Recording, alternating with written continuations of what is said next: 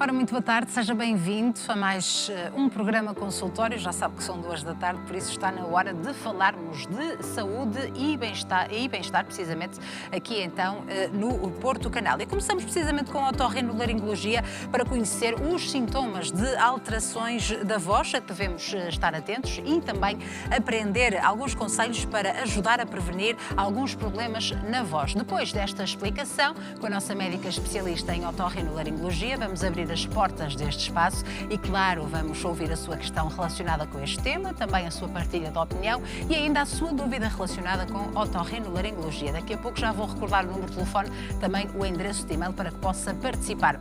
Avançamos ao encontro do Dr. Miguel Almeida, médico dentista. Vamos aqui falar de reabilitação oral com implantes dentários em doentes com osteoporose e, portanto, nessa altura também vai poder participar para aqui esclarecer as suas questões relacionadas com medicina dentária. Portanto, o número de telefone é o 22-508-3297, é este número que deve marcar. Tem também à sua disposição o endereço de e-mail consultório@portocanal.pt. Já sabe que pode contar connosco, nós também contamos consigo desse lado até bem perto das 15h30 e junte-se a nós nesta tarde de terça-feira aqui no Porto Canal. Seja muito bem-vindo, está no ar mais uma edição do programa Consultório.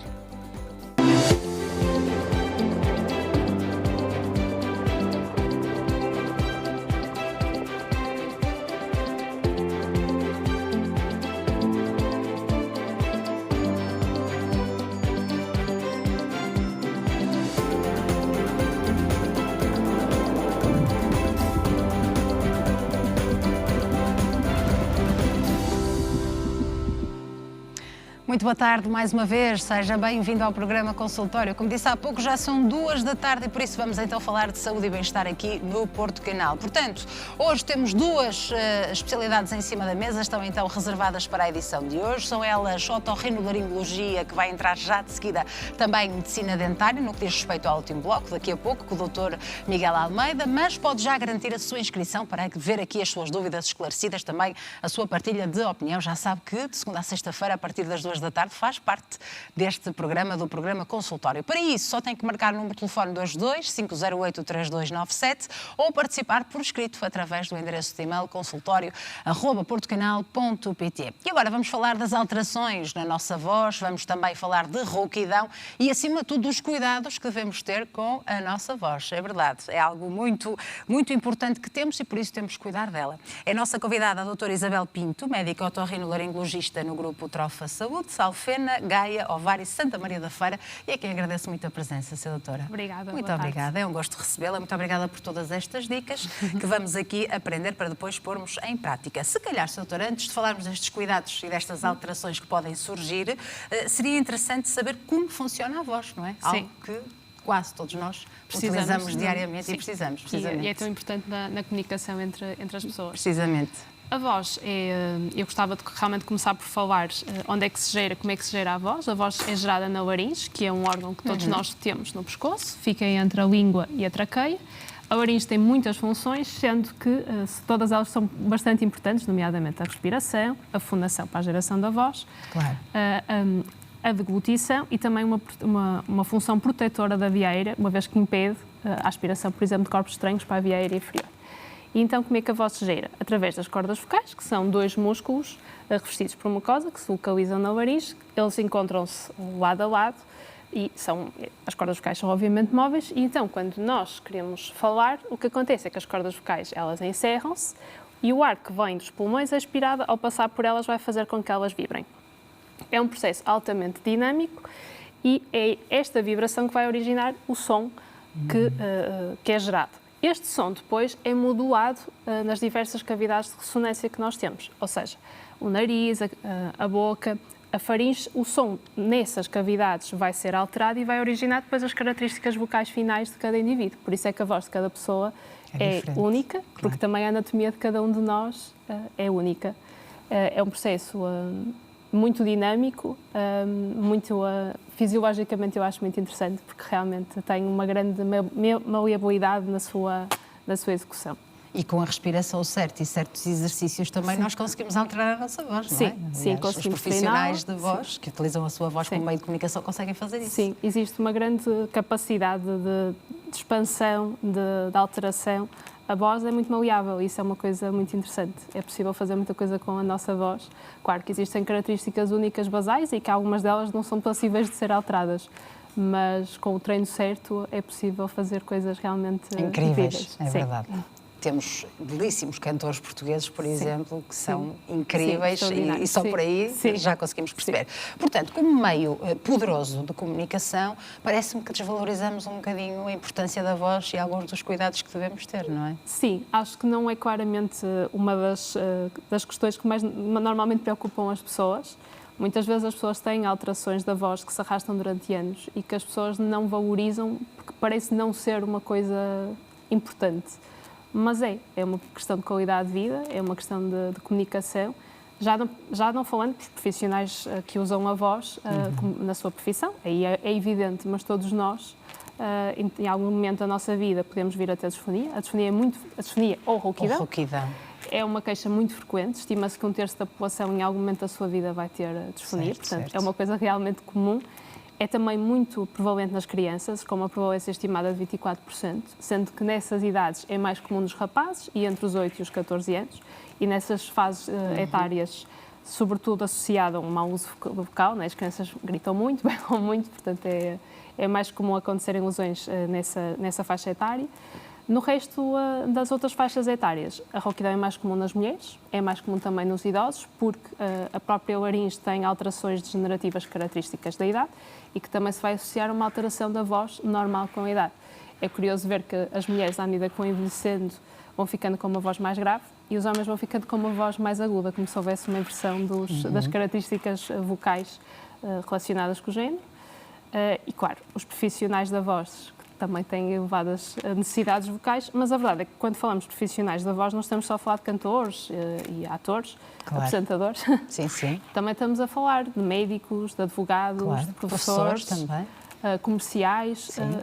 Uma grande parte das profissões precisa da voz como instrumento de trabalho e é nesse sentido que eu acho que muitas vezes não é valorizado da forma que... Sim, é desvalorizado, isso mesmo. Sim. Mas quando começamos a ficar roucos, quando temos rouquidão, por exemplo, isso já é um sinal de alerta? Nem sempre.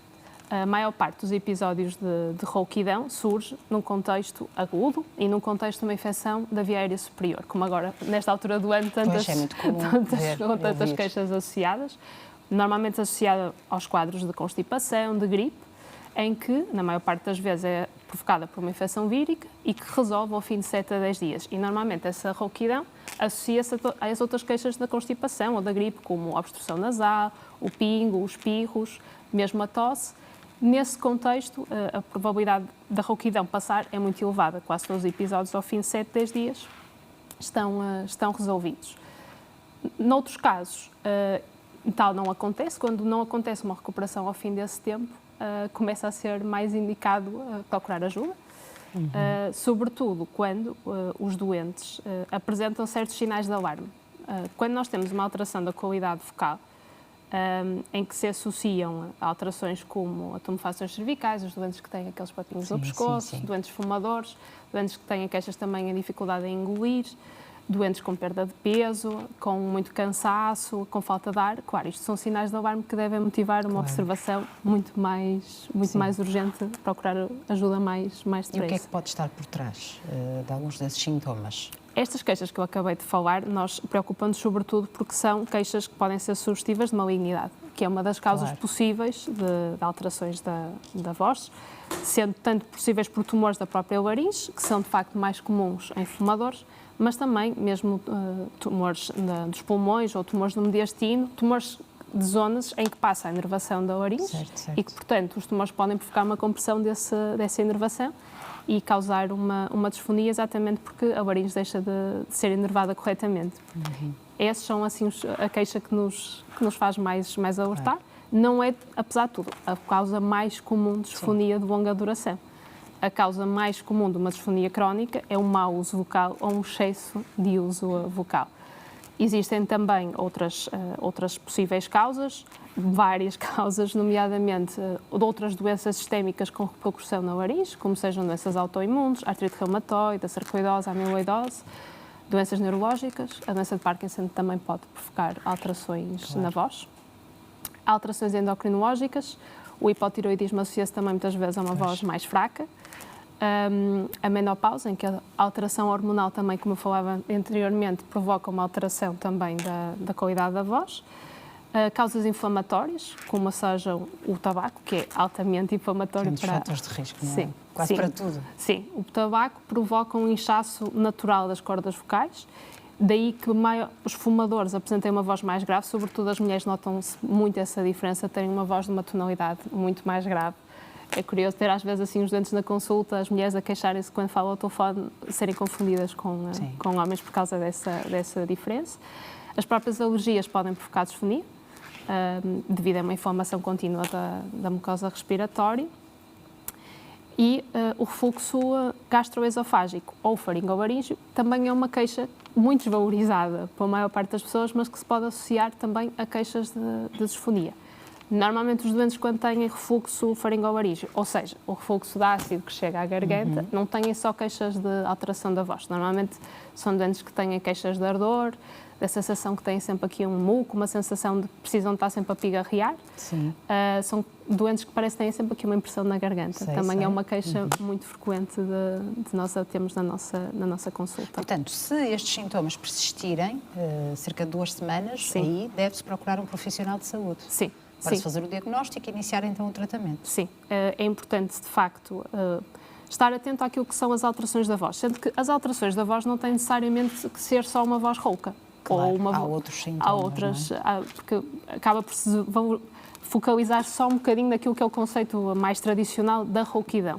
Mas a verdade é que às vezes as pessoas têm outro tipo de alterações, como uma voz que se torna mais áspera, uma voz que se torna mais soprosa, como se tivesse muito ar, uma voz que se torna muito tensa, e também outro tipo de queixas, como um cansaço vocal muito grande, pessoas deixam de ter capacidade de falar durante longos períodos de tempo, a dificuldade também em projetar a voz, parece que a voz se tornou mais fraquinha, a voz também pode se tornar mais grave ou mais aguda, também há um tipo de queixas, e nos profissionais da voz, nos cantores, às vezes a dificuldade em atingir determinados registros que antigamente se conseguiam, mas que deixam de conseguir fazê-lo. Isso são algumas das alterações que nos devem fazer alertar que há algum problema com a voz, não sendo necessariamente só questão da rouquidão. Tudo isto também são queixas que são importantes valorizar. Então vamos aos cuidados, não é? Que todos nós devemos ter, uma vez que já aprendemos a lição e que não vamos mais desvalorizar alguns destes sinais e sintomas, porque de facto, nesta altura, muitos dos nossos colegas de trabalho e familiares estão roucos, com outros sintomas associados, pingo no nariz, pronto, e nós queremos ajudá-los. Portanto, o que é que nós podemos fazer para tentar melhorar, ou melhor, não piorar, não é? Não piorar, já é bom. Nos quadros destas disfonias agudas em contexto de infecção respiratória, que é aquilo que é mais comum nesta altura do ano, claramente o mais importante é a hidratação. Água, portanto. Água, sim. As cordas vocais, como eu falei inicialmente, a cada segundo elas vibram cerca de 100 vezes. Para que esse movimento seja possível de ser realizado, elas estão sempre revestidas por um muco, que é uma espécie de lubrificante, cuja principal constituinte é a água. Se nós não nos hidratarmos convenientemente, vai haver uma secura, não só das cordas vocais, mas de toda a mucosa da laringe e, consequentemente, a probabilidade de termos disfonia é maior e, portanto, a hidratação é fundamental. Não água gelada, imagino. A variação das temperaturas, isso é uma ideia um bocadinho tradicional de que beber coisas quentes ou coisas muito frias eventualmente possa ajudar.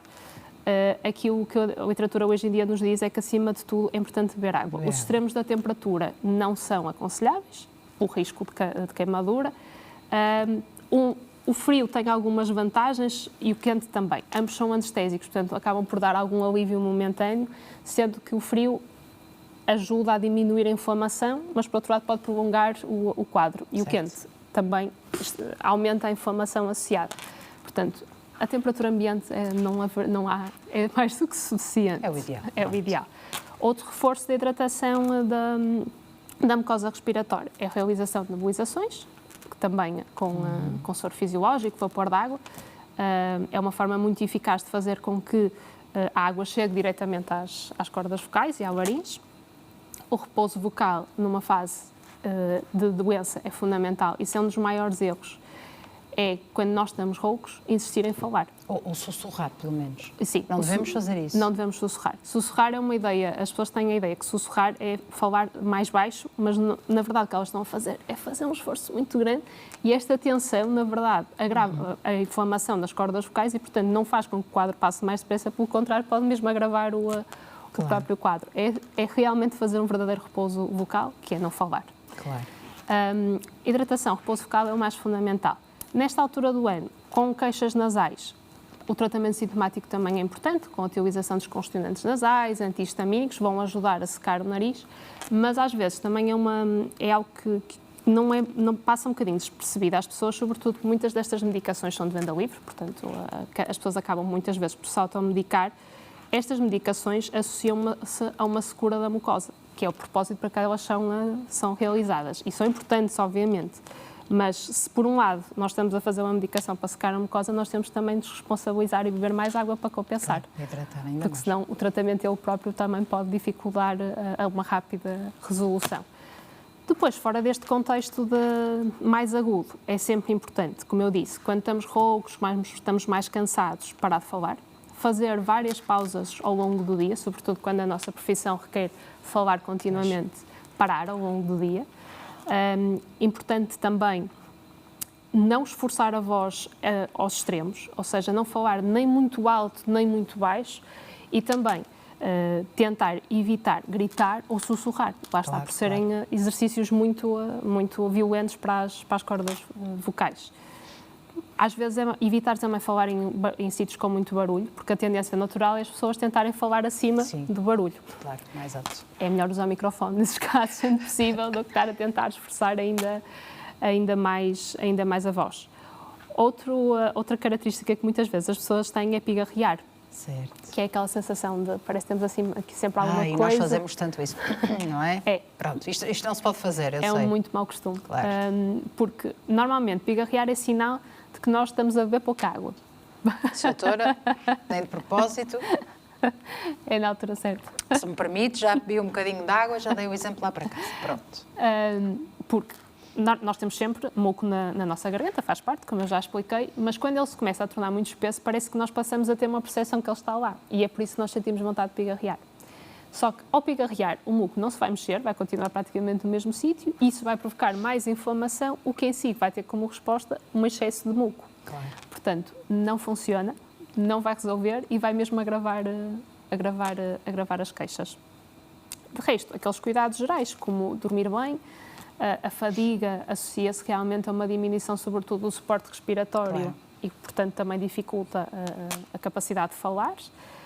É importante também o exercício físico, por todos os motivos que nós já sabemos, mas também porque o exercício físico ajuda a ter uma boa postura e a postura é também fundamental para o suporte respiratório, porque há muitas pessoas que tendencialmente falam só da garganta e não usam nenhuma parte respiratória. Isso é uma das coisas que mais pode levar à formação de lesões traumáticas da laringe, porque o suporte respiratório é fundamental para se conseguir, não só nos cantores, mesmo em todos aqueles que têm realmente que falar ao longo do dia. E depois, alguns cuidados com a dieta, evitar coisas muito ácidas, pelo mesmo motivo que eu falei anteriormente do refluxo. Principalmente nestas fases em que a rouquidão já está presente, sim, não é? Sim. Evitar também comidas muito picantes, porque o picante é irritativo e também aumenta o fluxo para a garganta, o que promove a inflamação.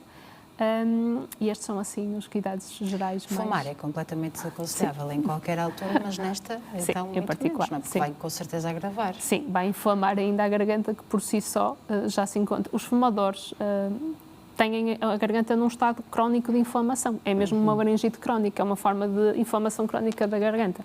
Daí que também o limiar, para terem uma alteração vocal no contexto de uma infecção, seja ainda mais baixa. Mais rapidamente tudo vai ficar exacerbado. E só para compreendermos, de facto, também como funciona a voz vai-se desgastando ao longo da vida? A voz é um músculo. As cordas vocais são um músculo. As cordas vocais são um músculo. E tal como acontece com outros músculos do corpo humano, à medida que nós vamos envelhecendo, há uma certa atrofia do músculo. E, portanto, as cordas vocais podem começar a ficar o músculo um bocadinho mais fraco e também a própria produção de secreções começa a ser diminuída ao longo da idade, tal como acontece com outras partes do corpo. Sim, sim. E as cordas vocais, o que muitas vezes vai acontecendo, elas são assim retas e quando opostas uma à outra e começam a ficar ligeiramente arqueadas. E esse arqueamento pode-se associar a algumas queixas de cansaço, uma voz mais fraca e uma voz com um bocadinho mais de ar. Essas alterações não quer dizer que invariavelmente vão acontecer. Há doentes em que não se verificam, mas de facto são comuns de acontecer com a idade, é aquilo que nós chamamos de presbifonia. E nessa altura existe algum tratamento que se possa fazer também, em casos muito extremos, não é? Sim, também porque às vezes a esperança média de vida é cada vez maior, claro. Porque os nossos idosos também são cada vez mais ativos. Tem alguns idosos que cantam no coro da igreja, que têm as suas... Ou seja, que apesar de tudo utilizam a voz também de uma forma bastante acentuada. Terapia da fala, que é sempre também importante, até muitas vezes como forma de tratamento comportamental dos doentes. E depois existem alguns tipos de procedimento em que nós, otorrinos, podemos fazer como injeções das cordas vocais, em que injetamos produtos temporários, como é o caso do ácido hialurónico, que estão em voga hoje em dia, mas que vão permitir compensar este arqueamento das cordas vocais. E existem depois também cirurgias da laringe que permitem compensar esta alteração. Portanto, possível sim, é sempre possível fazer. Existem soluções, não é? Existem soluções, sim. Muito bem. Vamos ter em conta, então, todos estes cuidados a pôr em prática a partir de agora, não é? Sim. Muito bem. Sra. Doutora, obrigadíssima pela sua presença. Muito obrigada.